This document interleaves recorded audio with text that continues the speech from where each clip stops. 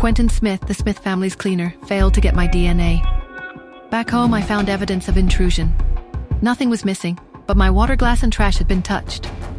The school run with Tanya was laced with sarcasm. Cherry's worry about Mia, a subtle undercurrent.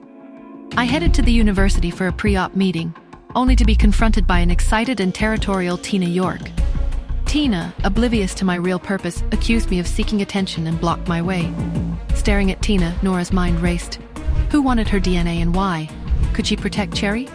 Was her mother's fear now her own reality? And what truly awaited her at this meeting?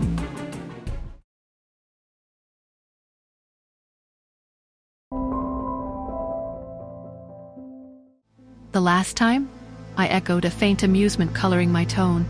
Honestly, operating on Mrs. Hunt felt like a lifetime ago, a minor footnote in my rather extensive medical history.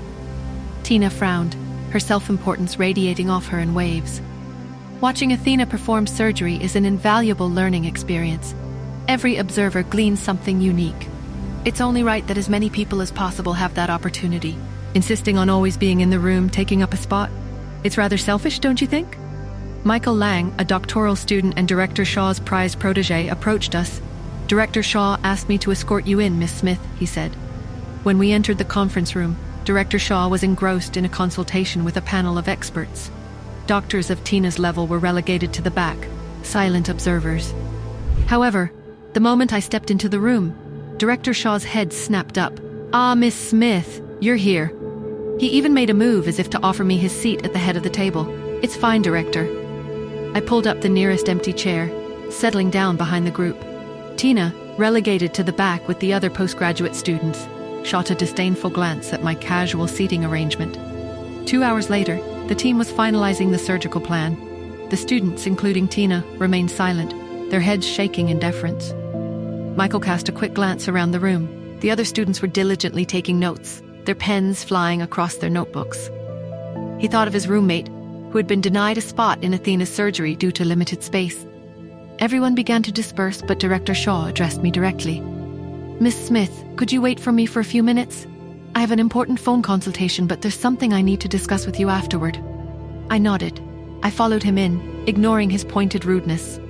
I settled onto the sofa, my gaze sweeping over the familiar clutter of Director Shaw's workspace. Michael poured me a glass of water, his movements jerky.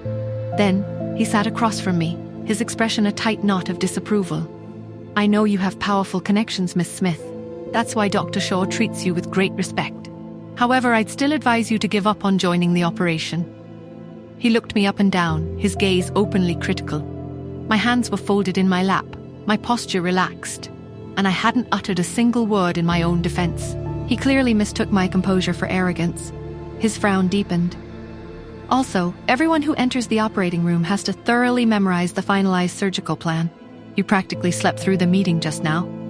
Surprised by his sudden direct accusation, I retorted, my voice flat. "Who says I didn't commit anything to memory?" It might have sounded arrogant, but it was the simple truth. My memory was efficient, and the act of operating was as ingrained as breathing.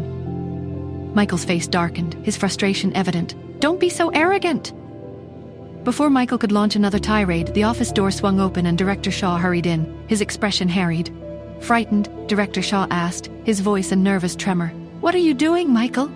Michael rounded on his mentor, his voice tight with indignation. "I really don't understand what her problem is, Director Shaw. She's just some woman. Why are you making so many exceptions for her?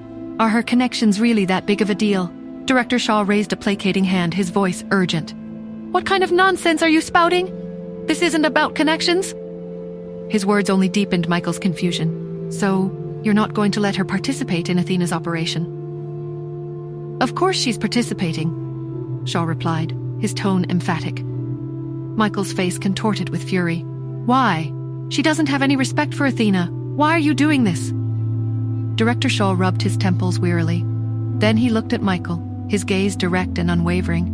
"Do you know who she is, Michael?" Michael stared blankly, his frustration warring with a dawning sense of unease. Tina, still lurking near the doorway, leaned forward, her earlier smugness replaced by a flicker of genuine curiosity. Even I, who had been a silent observer to this escalating tension, felt a prickle of anticipation. What was so significant about my identity that it warranted such deference, such unwavering support? And more importantly, how would Michael react when he finally learned the truth? Will Tina get the shock of her life? Hi, Nora here.